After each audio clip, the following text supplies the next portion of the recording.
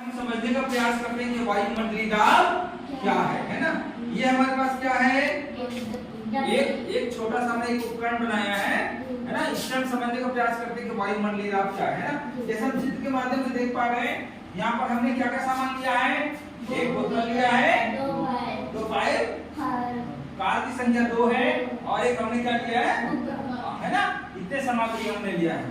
तो पहले वाले में क्या हो रहा है, हम देख पा रहे हैं कि ये पहले वाला स्थिति है।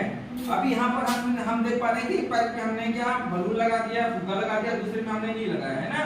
तो अब इससे हम क्या करेंगे, एक आइए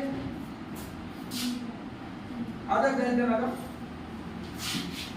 आप लोग क्या पाता सर, आप क्या देंगे बस। चलिए आप क्या करोगे, इसमें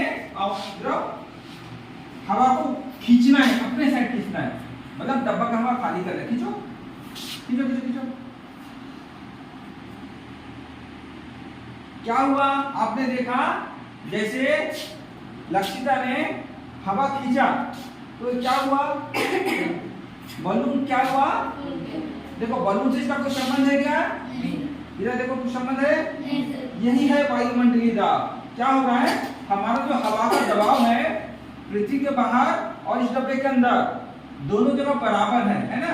जैसे हमने इसके हवा को यहाँ पर कम किया तो ये हवा क्या हो गया, उसको बैलेंस करने के लिए वातावरण की हवा को इस बलून के अंदर को ले लिया है ना।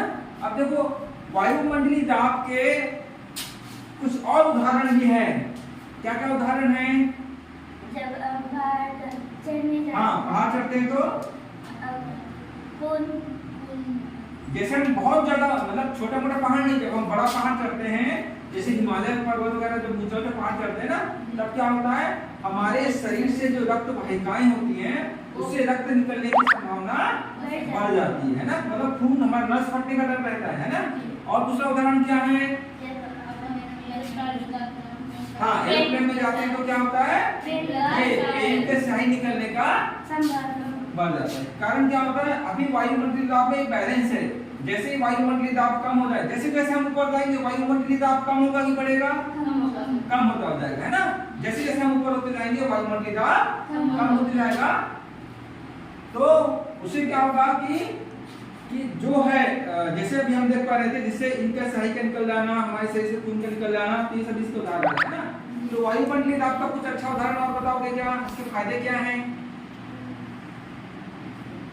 देखो कभी कभी क्या होता है कि अचानक जो है ना वायुमंडलीय दाब जिसको हम बैरोमीटर से नापते हैं तो अचानक वो कम हो जाता है, तब क्या होता है, तूफान आने का संकेत मिल जाता है। अगर मान लीजिए हमको ये पता चल रहा है कि तूफान आने वाला है, तब हम क्या करेंगे, हमको 4 घंटे पहले पता चल रहा है कि तूफान यहाँ आने वाला है, तब हम क्या कर सकते हैं, अपने आप को बचा सकते हैं, सुरक्षित कर सकते हैं, अपना जो भी नुकसान हुआ है उसकी अपन भरपाई कर सकते हैं है ना। तो ये हमारा जो एक छोटा सा जो प्रयोग है, ये कबाड़ से जुगाड़ है, मतलब हमारे आसपास की वस्तुओं से। ये डब्बा देखो, आप देखो दाल वाला डब्बा है ना, घर में से टूटा फूटा मिल गया है ना, तो ये पाइप के माध्यम से, पाइप भी अब नॉर्मली ऐसे मिल जाता है ना, बलून भी आपको ऐसे मिल जाएगा, तो इसके माध्यम से अपन क्या समझे, वायुमंडलीय दाब। आया समझ में।